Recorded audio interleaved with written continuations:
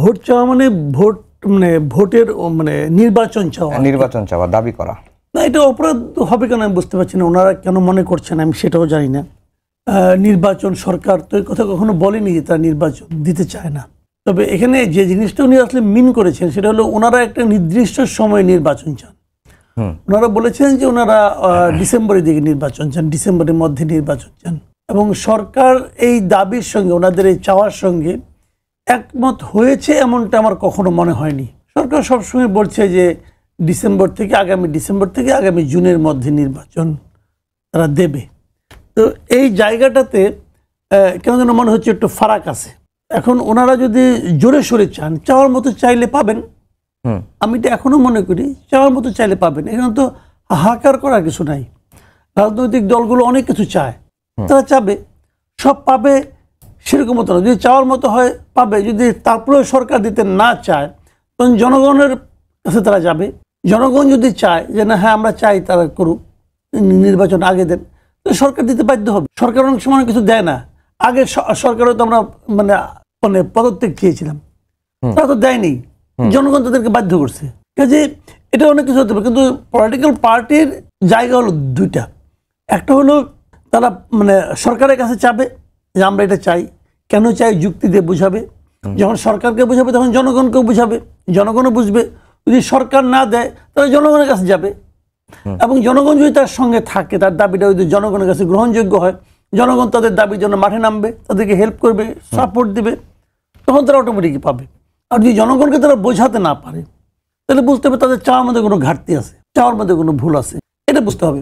এখন জনগণকে মানে আপনার ইনফর্ম করার জন্য, জনগণকে বোঝানোর জন্য, জনগণকে সংগঠিত করার জন্য বিভিন্ন পলিটিক্যাল পার্টি বিভিন্ন রকম পদক্ষেপ নেবে। এখন ওনারা কি পদক্ষেপ নিয়েছেন? এখন পর্যন্ত ওনারা জনগণের কাছে গিয়েছেন, যদি যান তাহলে বুঝবেন যে কি অবস্থা। এনে চাওয়াটা অপরাধ, কার কাছে অপরাধ? আমি মনে করি না এটা কোনো অপরাধ মতো অবস্থায় আছে। ভোট চাইতেই পারে, সব পলিটিক্যাল পার্টিকে একভাবে চায় না, যার যার পলিটিক্স অনুযায়ী তারা চায়। আমি মনে করি ঠিকই আছে, জনগণ নিশ্চয়ই তাদের দাবিটাকে মানবে। কিন্তু জনগণ দাবিটা মানবে। কিছুদিন আগেও আপনি দেখেছেন যে একটা ক্যাম্পেইন চলছিল যে এই অন্তর্বর্তীকালীন সরকারের অনেকেই 5 বছর দেখতে চান, বা আগে সংস্কার হোক, বিচার হোক, এরপরে নির্বাচন হোক। বিএনপি কেন বারবার নির্বাচনের কথাটা বলছে, জিগির তুলছে, এই ধরনের কথাগুলো আসছে। এমন কোনো পরিবেশ বা পরিস্থিতি তৈরি হয়েছে কিনা যে নির্বাচন বিলম্বিত হতে পারে, বা এরকম কোনো? আমি যদি আমার পার্সোনাল কথাবার্তা বলি, আমি ব্যক্তিগতভাবে মনে করি ডিসেম্বরের আগে নির্বাচন হওয়া সম্ভব। এটা আমি মনে করি, এটা আমার পার্সোনাল অপিনিয়ন। এখন কেন যদি আপনি জিজ্ঞাসা করেন তখন আমি এটা জবাব দেবো। আর আপনি যে কথাটা বললেন যে ক্যাম্পেইনে যে ব্যাপারটা, একটা ক্যাম্পেইন চলছে, এটা অনেকদিন ধরেই চলছে। এই ক্যাম্পেইনটাকে আমি মনে করি বিরাজনীতিকরণের একটা পক্ষে একটা ক্যাম্পেইন। তারা বলার চেষ্টা করছে যে ডক্টর ইউনূস ভালো চালাচ্ছে, অতএব তাকে 5 বছর রাখা যেতে পারে। এটা ডক্টর ইউনূসের মনে হয় মধ্যে কিছু সায় আছে আমার ধারণা। কারণ উনি নিজেও একবার কথা বলেছেন আল জাজিরার কাছে একটা ইন্টারভিউ, উনি এই ধরনের কথা বলেছেন যে জনগণের কাছে অন্তর্বর্তীকালীন সরকারের একটা ভালো বিকল্প হতে পারে। উনি এই ধরনের কথা বলেছেন। এটা বলে এটা একটা অনৈতিক মন্তব্য ওনার, আমি মনে করি উনি এই ধরনের মন্তব্য করা আমি মনে করি ওনার ঠিক না। কারণ উনি একটা অন্তর্বর্তীকালীন সরকার, অন্তর্বর্তীকালীন কখনো একটা রেগুলার গভর্নমেন্টের ভালো বিকল্প হতে পারে না, একদমই পারে না। এই সরকারের কারো কাছে কোনো জবাবদিহিতা নাই, কোনো রকম জবাবদিহিতা নাই, তারা যা ইচ্ছা তাই করতেছে। কাজে জবাবদিহিহীন একটা সরকার আমি মনে করি পৃথিবীর কোনো দেশের জন্যই ভালো সরকার নয়। ওনারা এই সমস্ত, যেমন আপনি যে আলোচনাটা আসছে হয়তো আসবো, এই যে করিডোর দেওয়ার ব্যাপারটা, হুট করে তৌহিদ সাহেব বলে বসলেন আমাদের নীতিগত সম্মতি আছে, এটা উনি বলতেই পারেন না।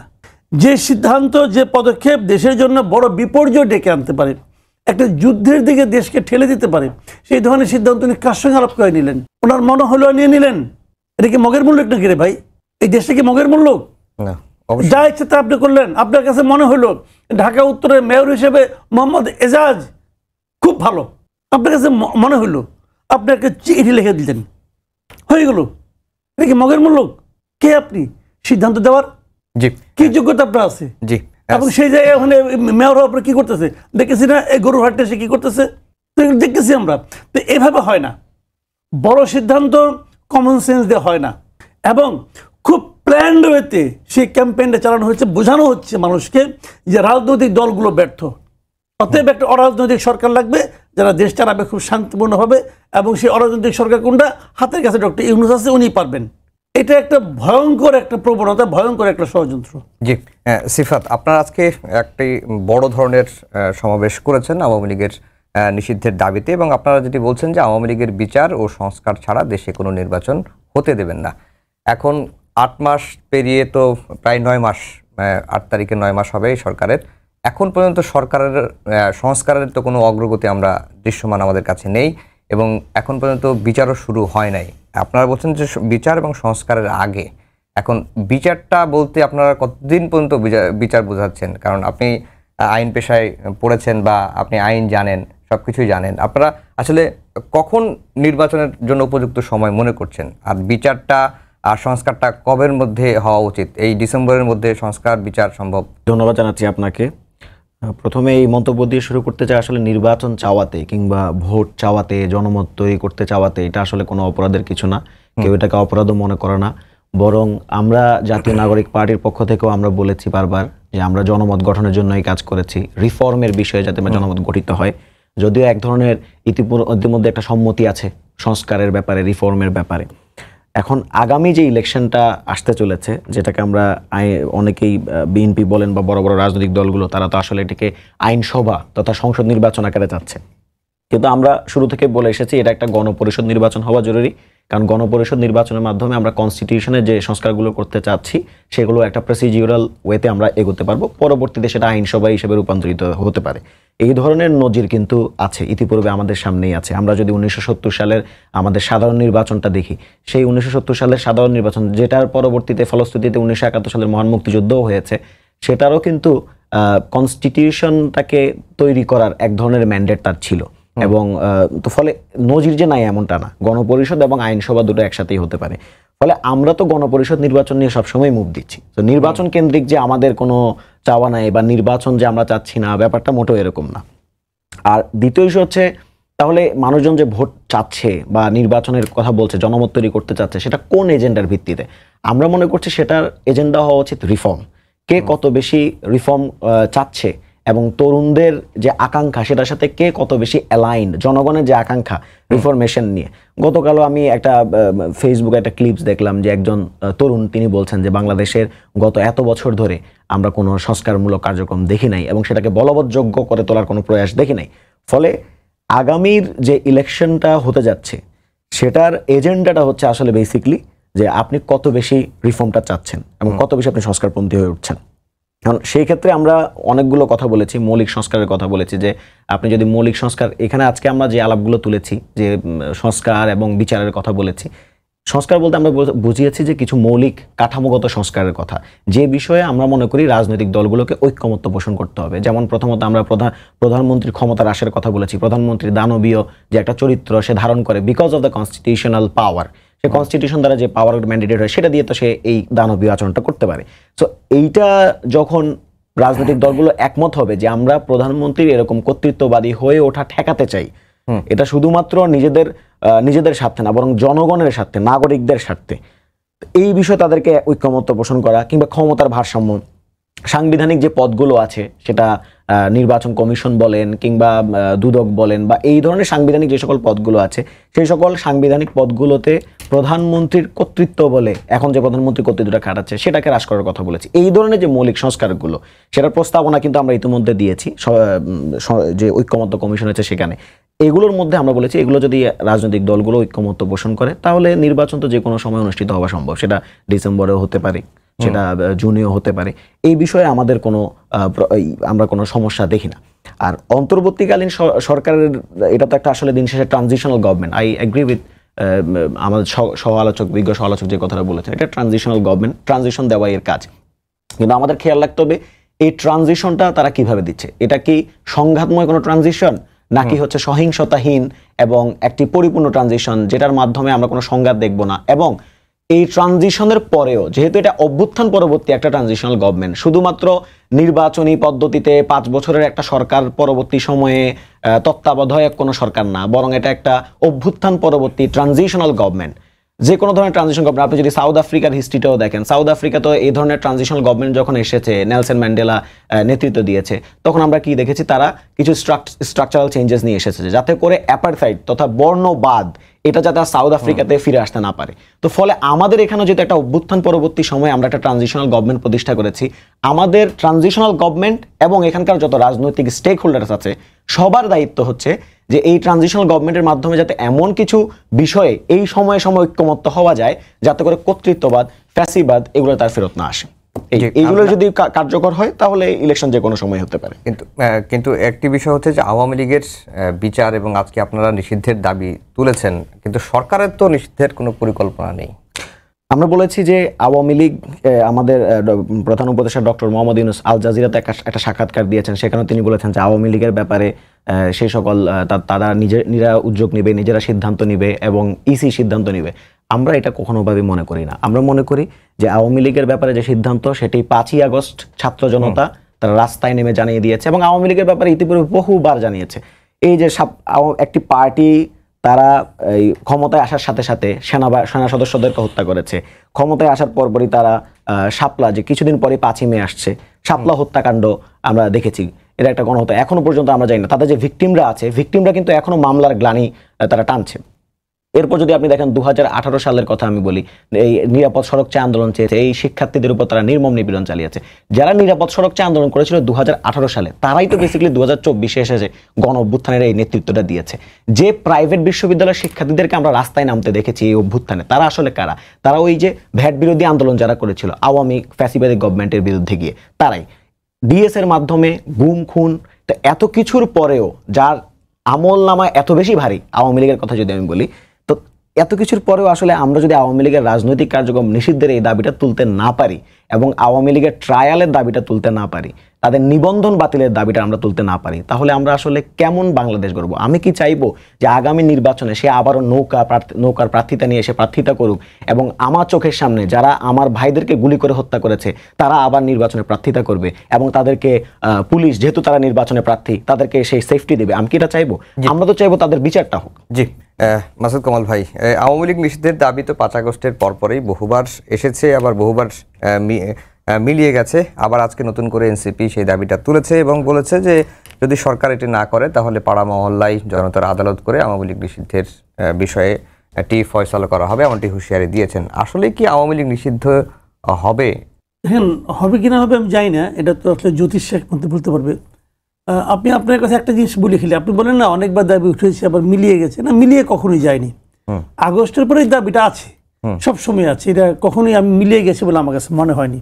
তবে আমি যে কথাটা শুরুতে বলেছিলাম বিএনপির ক্ষেত্রে, এনসিপির ক্ষেত্রে আমি তাই বলবো যে এটা ওনারা একটা পলিটিক্যাল পার্টি, একটা পলিটিক্যাল পার্টির পক্ষ থেকে একটা দাবি উঠতেই পারে এবং এটি যাদের পলিটিক্স, মানে প্রত্যেকটা পার্টিতে আলাদা আলাদা পলিটিক্স আছে, তাদের পলিটিক্সটা এটা যে তারা আওয়ামী লীগের মানে এই পলিটিক্যাল পার্টিকে তারা নিষিদ্ধ করতে চায় এবং এই দাবিটা তারা ওরা তো করবে না, ওদের হাতে সেই এখতিয়ার নাই, তো এই ক্ষমতাটা হলো আপাতত ওরা এখন গভর্নমেন্টের কাছে চাচ্ছে।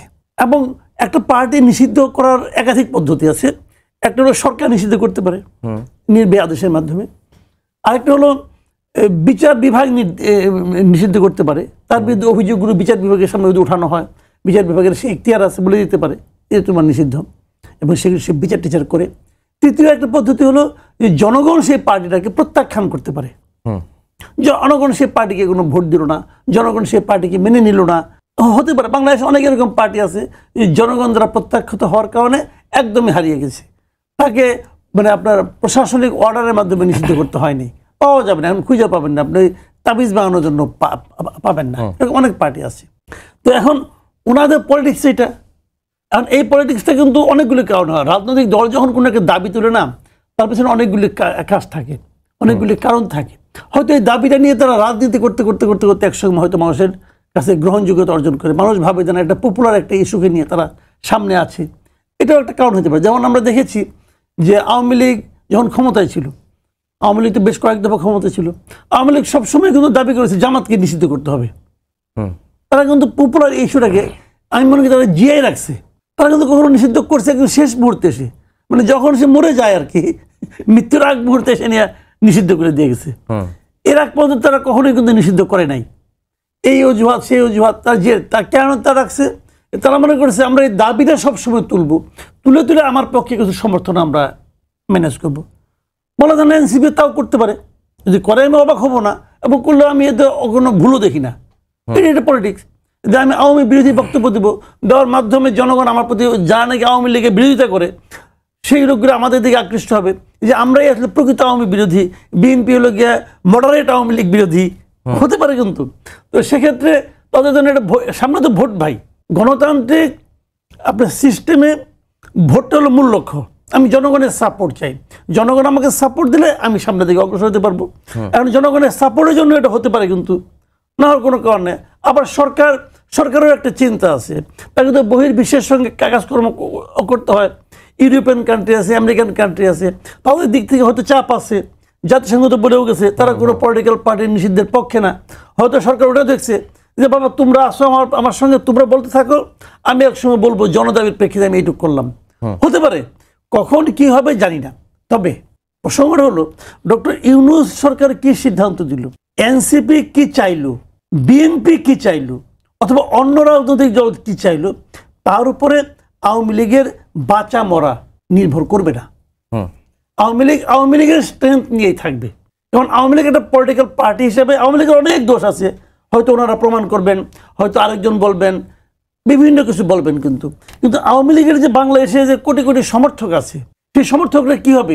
নিষিদ্ধ করার সঙ্গে সঙ্গে তারা কি কর্পূরের মতো কি হাওয়া হয়ে যাবে? যাবে না তোরা ভাই, তারা এই দেশেই থাকবে। এখন তারা হয়তো বলবে যে আমি আমার কথাটা প্রকাশ করতে পারলাম না, তো ভয় পাবে, লুকিয়ে থাকবে। বিএনপি লুকিয়ে ছিল না, বিএনপি অনেক লোক আমি চিনি যে চোরের মধ্যে যে থাকতো ভাই, রাতের বেলা চোরে ঘুমাইছে রাতের বেলা। তো ওরা কি হাওয়া হয়ে গেছে? আবার তারা ফিরে আসছে। যারা তাদেরকে চরে পাঠাইছিল, এখন এরা আবার এদেরকে ওরা মানে চরে চলে গেছে। আছে তো এই দেশেই। জামাতকে নিষিদ্ধ করতে, জামাতকে দাঁড়াইতে পর্যন্ত দেয় নাই আওয়ামী লীগ। 15টা বছর জামাতে ইসলাম ভাই তাদের অফিস খুলতে পারে নাই। দল কিন্তু বৈধ, দল কিছু বলে না, অফিসটা পর্যন্ত খুলতে পারে নাই। আবুল আসাদের মতো সাংবাদিক ভাই, সিনিয়র লোক, মানে এরকম ভদ্রলোক খুব কম আছে। তারে পত্রিকা অফিস থেকে ধরে নিয়ে গেছে হাসপাতাল, মানে পুলিশে নিয়ে গেছে। তো এত অঘটন ঘটানোর পরে, এত প্রেশার দেওয়ার পরে জামাতকে আগের তুলনায় দুর্বল হয়েছে? হয় নাই তো। কি কারণে হয় নাই? হয় নাই এই কারণে, দেখেন ওই যে আমি বলি আপনি এখন তো সবাই তো ইন্টারনেট ইউজ করেন, কম্পিউটার ইউজ করেন। আপনি পিসিতে দেখবেন যে কোনো একটা ফাইল আপনি ডিলিট করে, একটা মানে একটা আপনার সফটওয়্যার আপনি ডিলিট করতে পারেন, আবার আনইনস্টল করতে পারেন। আপনি যখন নির্বাহী আদেশের মাধ্যমে বাতিল করবেন, ওটার উপর ডিলিট করা, ওটা কিন্তু আনইনস্টল হবে না, ওটা আবার জেগে উঠবে। তো আপনাকে শিকড় সহ তুলতে হবে। তো শিকড় সহ তোলা টাইনে ওঠানো যায় না। ওই যে বট গাছ মাঝে মাঝে বলি কিন্তু যে আওয়ামী লীগ ভাই পাট গাছটা যে টান দিলেন না উঠে গেলো, আওয়ামী লীগ হলো বট গাছ। এখন এটা কখন মরবে আপনি টাইনে বট গাছ তুলতে পারবেন না ভাই। বট গাছ মরতে হলে অনেক সময় বিরাট বট গাছ কিন্তু আস্তে আস্তে মারা যায়। যখন এটা মারা যায় তখন কিন্তু হাজার পানি দিলে ওটা বাঁচবে না, ওটাকে মরতে হবে। কাজেই এই ধরনের পলিটিক্যাল পার্টি যার নাকি ভিত্তি সারা দেশে, সেই পার্টিকে আপনি ফু দিয়ে উড়াই দিবেন ভাই, এটা হলো একটা আকাশ কুসুম কল্পনা। জি সিফাত, যেটি মাসুদ কামাল ভাই বলল সেটি তো অনেকটা ক্লিয়ারই, যে বিএনপি এনসিপি সরকার কি চাইলো না চাইলো এর উপর আওয়ামী লীগের বাঁচা মরা নির্ভর করে না। আমরা মনে করি যে আওয়ামী লীগের বিরুদ্ধে জনতার রায় হয়েছে 5ই আগস্টে। আমরা এটা সবচেয়ে বেশি পরিমাণে এটা দেখেছি। এবং যদি আমি খুব ক্লিয়ার করে বলি, বোধহয় বাংলাদেশের ইতিহাসে এরকম নজির নাই যে আওয়ামী লীগের একেবারে টপ টু একদম বটম 350 জন সংসদে যারা বসেছে তারা সবাই তল্পিতল্পা সহকারে তারা দিল্লি পালিয়ে গেছেন। একটা দল যে নিজেকে মনে করে যে বাংলাদেশে তার রাজনৈতিক দল, বাংলাদেশে কোনো রাজনৈতিক দল হলে সে দিল্লিতে পালিয়ে যাওয়ার কথা না। কারণ আওয়ামী লীগের যারা সদস্য, আওয়ামী লীগের যাদেরকে আমার বিজ্ঞ সমালোচক কোটি কোটি সমর্থক বলছেন, তাদের নিজেদেরও কোনো মোরাল স্ট্রেংথ নাই। কারণ তারা জানে যে তারা কি করেছে, তারা কত পরিমাণ জুলুম করেছে, গুম করেছে, খুন করেছে।